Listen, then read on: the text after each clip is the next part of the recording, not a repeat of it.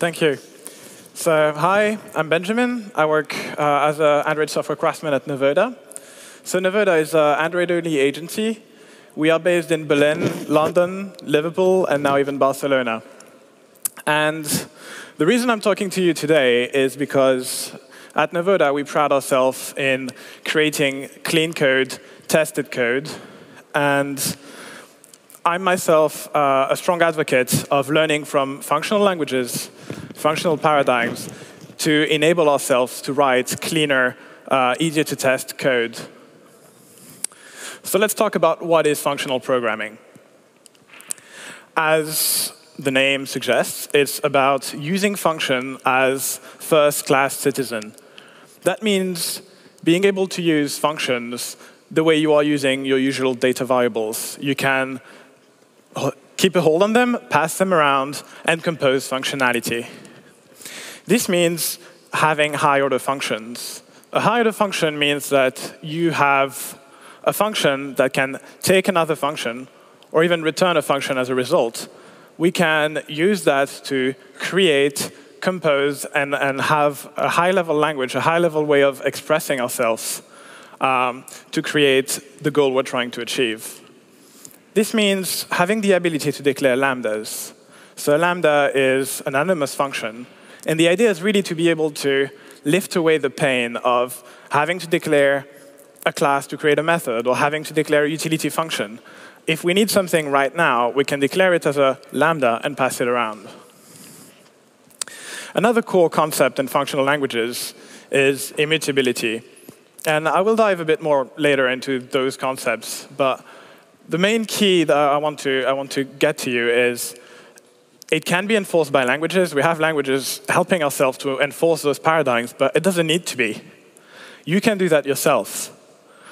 Same thing, we talk about pure function. Those are like concepts which every single time people talk about functional languages, it's all about, oh, this language is pure, or this language is whatever.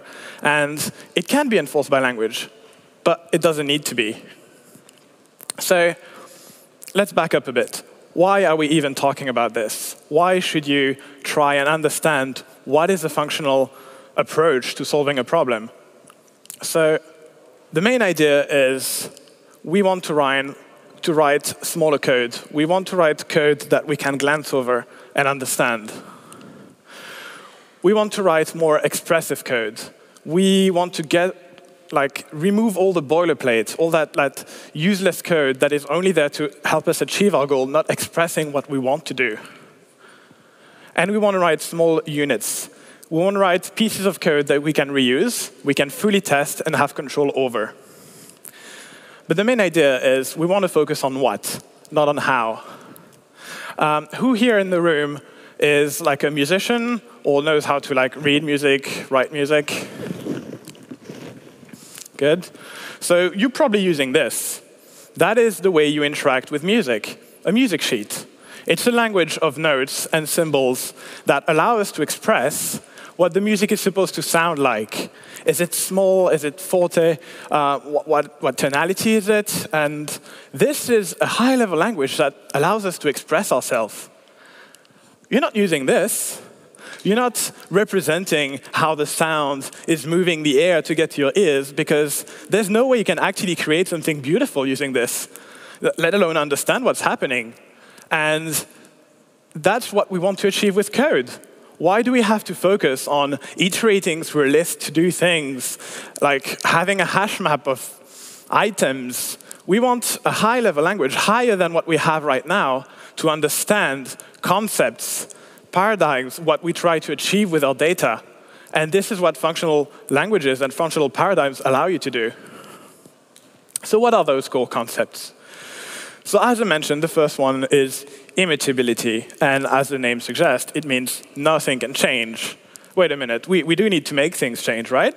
So the idea is, if we have a value and we want to modify it, instead of mutating it, we're going to create a new value that represents the modified version. So why do we want to do that? Why do we want to use this weird concept, which doesn't sound really natural? It's actually to solve a way more bigger problem that seems even less natural. So imagine that I have an apple in my hand. I take a bite, and I give it to you. Once you have it in your hand, I have no way to modify that apple. I'm not going to take another bite in it and change it for you. You have it, you hold it. But this is in the real world. We're talking about program. If I give to you a value, I can keep a reference to it. And if I could take another bite in it, all of a sudden you're holding something that changes. This is completely non-natural. This is something we don't expect. And those things, we can't reason with it. It's too far out of our way of conceiving things for us to be able to properly understand them. So we want to avoid that. And to avoid that, if I take a copy of that apple and give it to you, it's a different one. And if the way that apple is designed prevents me from modifying it, then you're safe. You're safe to cache values. You're safe to keep a hold on something as long as you want. And you know that the only reason it's going to change is because you decide. And pure function. So a pure function, the idea is it's a function that will always give the same result if I always give it the same input. And once again, it's about predictability. It's about understanding easily what's happening. I can take an example. In Android, who here has worked with the account manager? Remember this nice getAccount method? And you call getAccount, and if the account is not there on the device, it will fire up an activity, prompting the user to log in, create an account, and then return the account to you. But if the account is there on the device, it will just return the account. As a developer, when I call that method, I have no way of knowing what's going to happen. It's not predictable. And this is confusing. And you can solve that problem by saying, I'm going to split that into several functions. I'm going to have, is the account present? I'm going to have create an account. And I'm going to have get an account. And now, I have a predictable way of using those methods, and they're always going to return the same thing. So breaking it down into smaller components, and one of the key principles, if something is represented using multiple values or using functions that might return different things during different circumstances, usually it's because you haven't broken down the problem enough. You're not at the correct level. So what I mentioned is no side effect. So when someone said no side effect, that's what they mean. They mean we want that function to be predictable. We want it to not do anything else apart from what it's saying. Get user should return to me a user. It shouldn't do anything else. And this is to achieve what we call referential transparency. And what this means is if I have get user, I can replace it by the user and not change the behavior of my program. If I get user and it's creating the user, if it's not there, if I just replace it by the user, the account is not created. And this creates problems. I have no way of understanding what's happening behind the scenes. All in all, what we want is reducing the number of moving parts. We want to avoid asking that question. What is this doing? We want things that are simple enough to understand them. We want to have predictable code that we can reason with. OK, you're going to tell me, oh my god, this is a nice idea, but it's really crazy. What language can I use to do that? I'm going to have to use Haskell, all those weird languages that nobody wants to see. Well, it's not true. You can use any language, really. Some languages are going to be easier to implement those concepts in, less boilerplate to do them. But you can use Java, C++, Python, and of course, you can use more functional languages such as Kotlin, Scala, and so on and so forth. But the key idea is it's not about the language. It's not about the framework. It's about the ideas and the way you approach a problem. So I know we're all Android developers here, or at least a lot of us. So let's talk about Java 7 and lower, because that's kind of what we're stuck with. So you can use toolkits, frameworks, libraries, such as RxJava or functional Java, to help you bring lambdas, some collections, transformation, and things that come from the functional world into the Java world. And this is really nice. We can use those libraries, those frameworks, to help us avoid boilerplate to apply those principles. We can use auto-value. If you want to write immutable values or collections in an easier way, auto-value is a really nice library. It uses annotation processing to generate classes with equals, hash code, and all those boilerplate functions that you have to re-implement every single time you create a value object. And most importantly, it will enforce that things can't be null. It will enforce that you can't mutate things. And it just helps you bring that to Java. But you don't have to. I mean, what about Kotlin? Who here was in a Kotlin talk yesterday? Most of us. So Kotlin is a really nice language, and one of the things I enjoy the most out of it is it's fully compatible with Java. As it was presented yesterday, you can use Kotlin files in Java or Java files in Kotlin. So that means if you really need to do something in a functional way, and you don't want to do that everywhere in your app because you're not really certain yet. So just take one part of your app. You say, that thing is quite complex. I want to migrate it to a functional way. And you do it in Kotlin. And then you don't need to change the rest of your code. It's a really nice way to slowly get into it. And it's a really nice language to explore. So I'm going to use Kotlin in the rest of my talk for snippets of code. And if you've seen the talk yesterday, you would see that it's quite similar to Java. If you haven't been, the first line is a function that takes a string as a parameter and returns a string. The second here is a higher order function that takes a parameter, a function as a parameter that takes an int and return an int, and overall that things return an int. And the last one is how you would define a lambda. And this one takes two ints and sum them. So the syntax is not too far off from Java. It's actually quite easy to get used to. And when I'm presenting some snippets of code later, I'm going to present them in Kotlin. But keep in mind, those things can be expressed in any language. It's really about the way you're going to approach the problem more than using a toolkit or using something. So let's get functional. So this is a quite complex way of representing counting words. If I want to have a collection of words, and I need to count how many occurrences of each word is in the list, most of the time, in an imperative way, you would have to do something like that. You're probably going to extract the if statement or some things to try and clean it up, but there's going to be a fair amount of lines of code. In here, I'm setting a hash map and iterating through the items and having some check, but all of that, it focuses on the how. It doesn't focus on the why. Glancing at this, I don't realize initially that it's actually counting words. Whereas I can refactor this. I can refactor this in a more functional way. And it might not look as easy to understand if you don't know the concepts, but you can agree with me, this is more concise. This is more concise. And if you look at it, even without understanding the concepts, you can see that this is words.group by word. It's already sort of telling you what it's doing. And the most important thing, you don't have that iteration over items. You don't have the concept of hash map or whatever. The only thing you say is, I'm grouping things by words, and I'm returning them as a pair of key and count. And yes, it's a bit of a learning curve. You need to learn those keywords, grouping, mapping, and that. But once you have them, once you understand them, then you can express things in a much more concise way, and you can express them as the what, not the how. This is expressing that I want to group items by word. The other one was expressing that I wanted to store them by key value.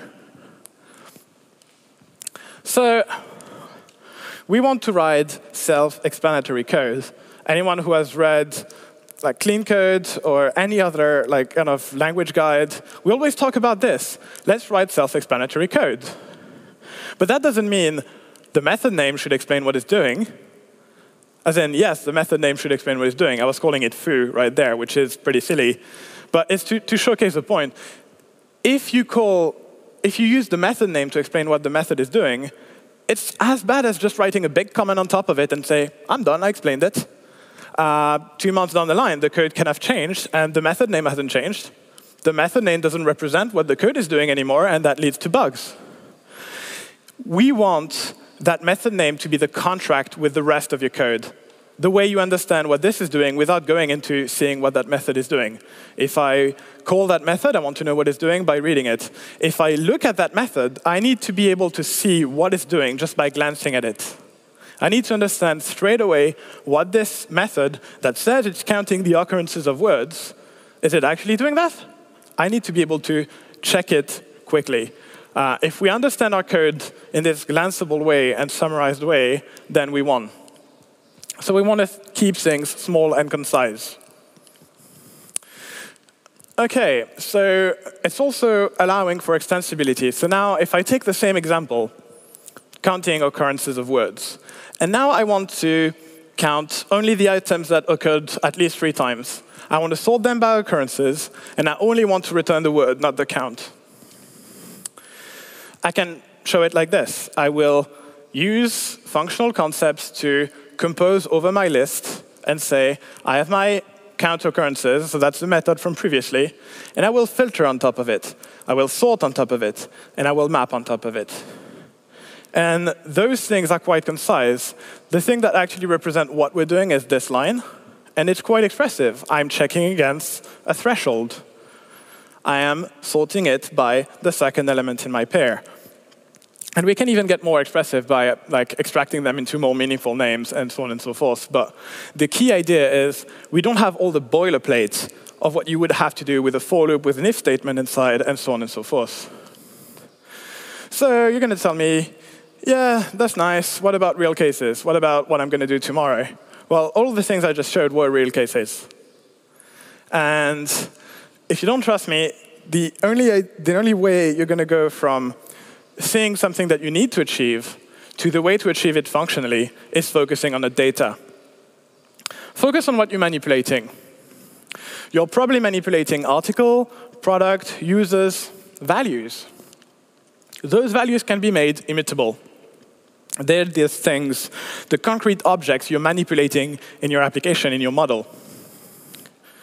And then you're probably handling lists of those. So I have a list of users, a list of products. And upon those collection of values, I'm going to do transformation, processing. That's what we're doing. We're taking input and giving an output. So we're fetching a list of users. We are calculating the price of a basket. Those are things that you're going to do every day. And this is taking an input of those values, like list of values, and returning an output of those. It's as simple as that. If you consider the core of your application, the model bit, this is what you're doing. Of course, in the UI, you're going to be a bit more, I want to display something in a text view. I want to display things in a list view.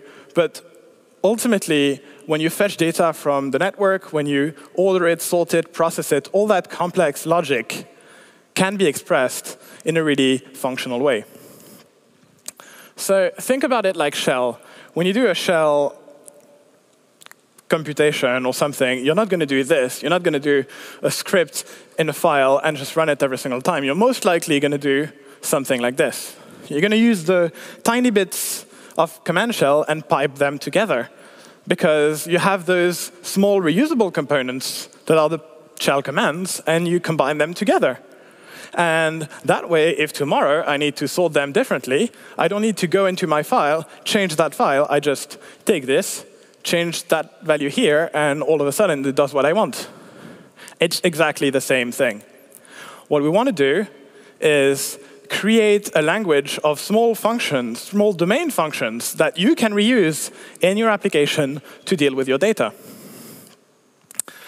So in functional languages, we have a lot of really, really powerful tools above lists. We have the ability to map, flat map, filter things, merge, combine. All those things exist predefined for you, just waiting for you to use them and combine them together. And the idea is really try to slowly get to know them and use them. You can extract things from lists using first, last, and so on.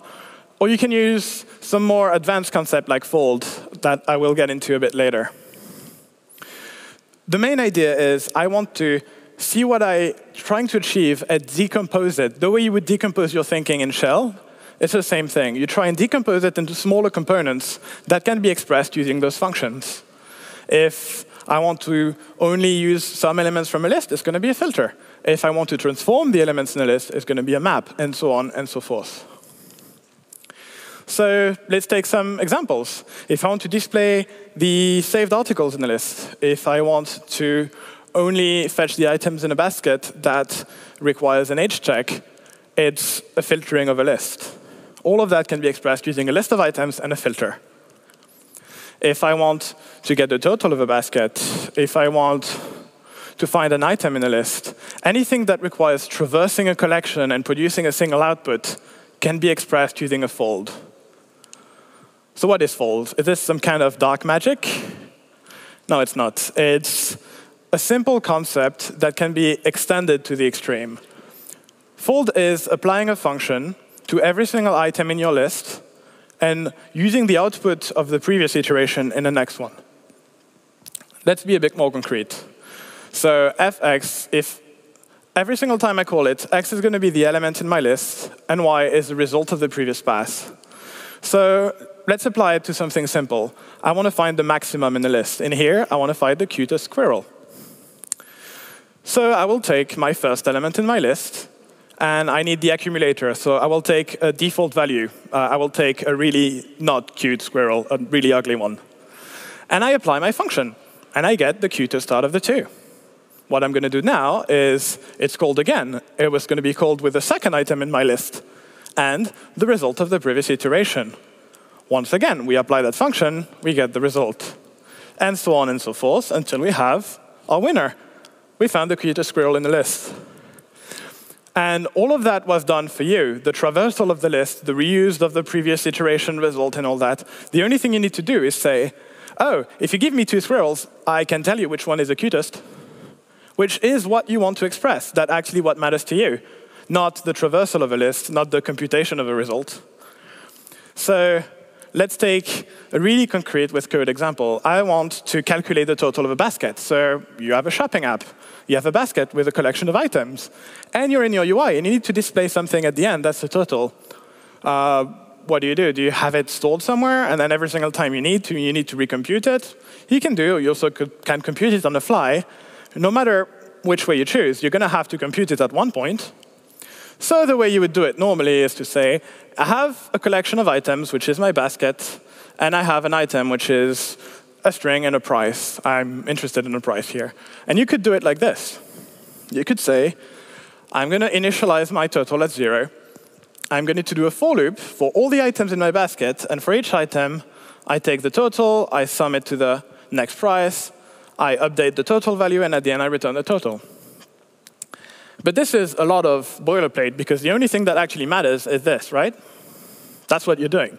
You're doing a sum over everything. So we can represent it like this, using a fold. And yes, fold is not something you're familiar with, but if you look at it, the only thing that is expressed here is I have my initial value, and I have how I process each item. For each item, the next iteration is going to be the total plus the item. It's the exact same thing. It's the exact same processing, but in here, I only focus on what I want to achieve, not how I want to achieve it. So right now, you might be saying, oh my god, this is awesome, I need to try that right now. But most likely you're going to be, I'm super confused, this is a lot to take. And it's fine. It's perfectly normal. This is a lot of things. It's a huge world, and you don't need to do everything at once. Don't do everything at once. It's way too much. So let's keep things simple. So let's start small. Today, tomorrow, when you start working again, you can start by making things immutable. Take the values that you process all the time. Take the thing that matter the most in your model and make those immutable. It's a simple change, and it will make wonders for the predictability and understanding of your code. Secondly, aim for pure functions. Obviously, everything is not going to be pure function.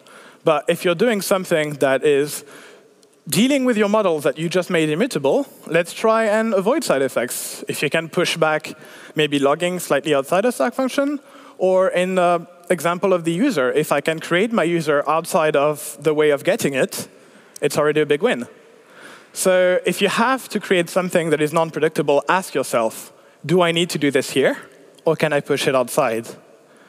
And mainly, keep in mind, focus on what you want to achieve, not how you want to achieve it. And if you keep that in mind, it will help you break things down and understand more clearly how you should represent things. Keep learning. You start small, and then you just keep learning new things, keep experimenting. Learn a functional language. It doesn't need to be something you're going to be using in your day-to-day job. It's probably not going to be something you're going to use in your day-to-day job. For me, this was Haskell. And I really think it's a brilliant language to help you understand concepts because it's actually forcing you to use them. And it's going to challenge you to think differently, solve problems differently. And by having that mental challenge while you do it, it's going to make it easier for you to break things down in your day-to-day job. You're going to see a problem and be, oh yeah, this is actually 3 smaller problems, and I can break it down like this.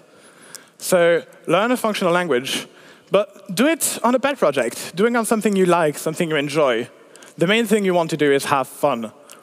You want to enjoy what you're doing because that's the best way to learn. If you find something you enjoy doing and you apply some functional principles, you're going to remember those because that was the thing you did on that really fun project, not something you had to do in that really dreadful thing that lasted for 3 months and you were really, really tired of it and you wanted to do something else. So keep those principles in mind, try it, and you'll get more comfortable. At one point, you'll just be owning it and bring it to people around you. So dive in, get some read some books around it. It's really brilliant. I have a few recommendations. Learn Your Haskell for Great Good. It's a brilliant book to start learning functional programming. It takes things like from the beginning, really simple, and build it up slowly. You can take all the time you want. Just take the book, take a computer, and start playing around with it. That book is actually free online. There's a downloadable EPUB and PDF as well, and you can obviously buy it to support the author. But what I mean is, it's not a big gap. You can try it tonight if you want to. Just like take the book, read it, and start doing the first pages. It's simple. Functional programming in Java. This is a book that was written around Java 8. But as I mentioned, it's not about the language. It's about those principles. And you can learn from those principles in Java 8 and bring that to other versions. Or who knows, maybe when we'll have Java 8 in Android, right? And last but not least, category theory for programmers. This is actually a book that is being written right now. It's a collection of blog posts that are available online. And it's a bit on the more advanced side of things, so it's probably the last one you want to check out. But it's really interesting in a way where the author is presenting some functional concepts that come from the Haskell language and then showing you in C++ how you could do it. And really drawing the parallel between math, Haskell, and C++, and showing you that it's not about the language, it's all about the concept and the way you approach things. So here it is. Do you have any questions? Thank you, Benjamin.